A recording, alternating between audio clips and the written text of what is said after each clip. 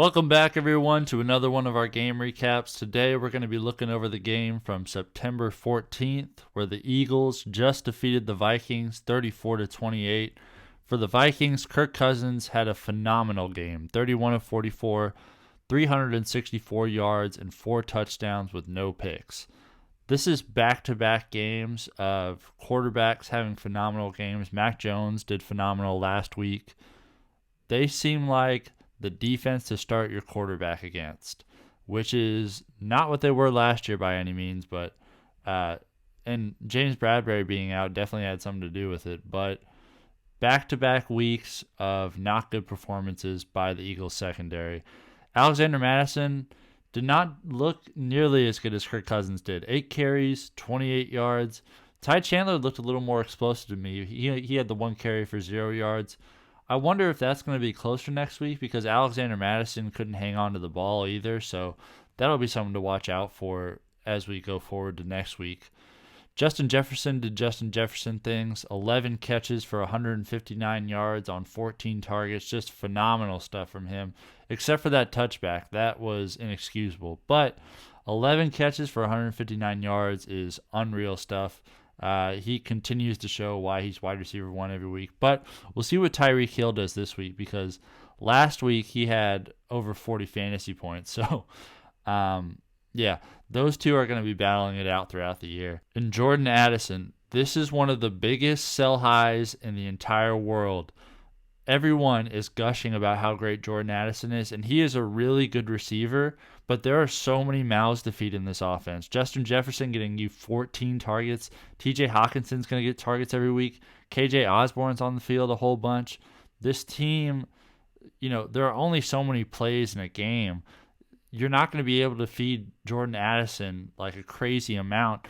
He was 5th on the team in targets today. He's behind Mattison. He's behind Osborn. He's behind Hockenson. He's behind Justin Jefferson. Sell high while you can, while there are still just a crazy amount of Jordan Addison fans out there who will pay an enormous price for him. So please, sell Jordan Addison high while you can. He's not likely to get a touchdown in back-to-back weeks with 5 targets. And he's getting more and more of a role. Like, he's taking KJ Osborn's snaps ever so slightly every week. But even then, you're taking KJ Osborn's. Like, he's not going to feed into Justin Jefferson snaps. TJ Hockenson is still going to get his targets. He's not going to be able to get this sort of touchdown production week to week consistently. And TJ Hockenson had a phenomenal game. 7 catches, 66 yards, 2 touchdowns on 8 targets. Just unreal stuff from him. Way better than any other tight end last week. Osborn had 3 catches for 34 yards and a touchdown. Josh Oliver had 2 catches for 13, the tight end from San Jose. Alexander Mattison had 3 catches for 11 yards on 6 targets, and Ty Chandler had 2 catches for 9. I wonder if Ty Chandler's role is going to increase more as a third down back, because like I said earlier, Alexander Mattison wasn't even hanging on to the ball on this one and wasn't really getting a whole bunch of yardage production either. So watch for Ty Chandler to have a bigger role next week, and sell high on Jordan Addison while you can. For the Eagles, Jalen Hurts was 18 of 23, 193 yards, a touchdown, and a pick, but he did most of his fantasy production on the ground with this one. He had 12 carries for 35 yards and 2 touchdowns. The Eagles are so fortunate to have that push play where he does a QB sneak. It's unbelievable how that thing it converts every single time they need a yard. They can just go to it, whether they're on the goal line, it's 4th and 1. They have this thing that is just completely unstoppable because Jalen Hurts is built like a running back. He can run like a running back, and they have arguably the best offensive line in football. It's just phenomenal stuff to watch whenever they need a yard. And speaking of phenomenal, DeAndre Swift, 28 carries, 175 yards, and a touchdown. Just unreal stuff from him today. He did a lot better than Kenneth Gainwell did last week, and it makes me wonder if the roles are going to be a lot more even than they were week 1 when they're both available, because judging off the first 2 games, it looks like the Eagles will just pick a guy and they'll just feed him like crazy. So I wonder if they'll go to that in week 3, coming off of a game where DeAndre Swift produces like this.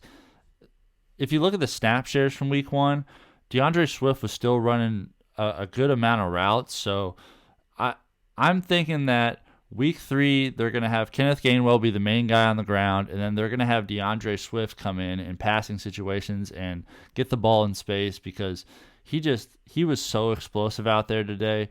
I was not expecting a whole lot from him, honestly, because it seems like whenever the gates kind of open up for him to have an opportunity to really assert himself in a backfield, he hasn't really done it in the last 2 years.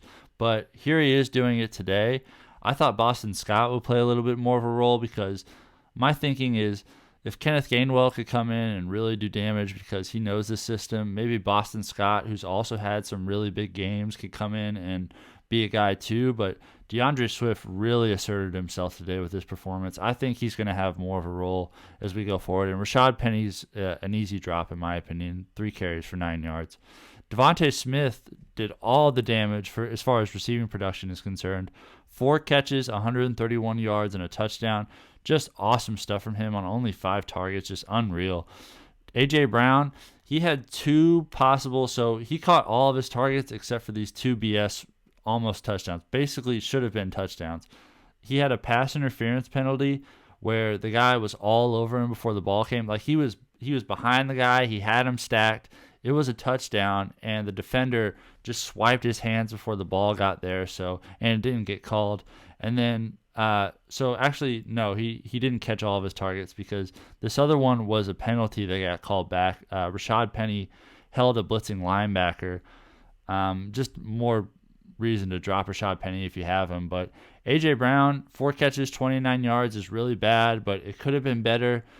Hang in there with him. Better days are definitely ahead. And Dallas Goedert, coming off of that 0 last week, had 6 catches. Just phenomenal that he had 6 catches. Only 22 yards isn't good, but we love to see that he's at least getting involved. Leading the team in catches is another big milestone for him. So good stuff from Dallas Goedert, even though the yardage was small.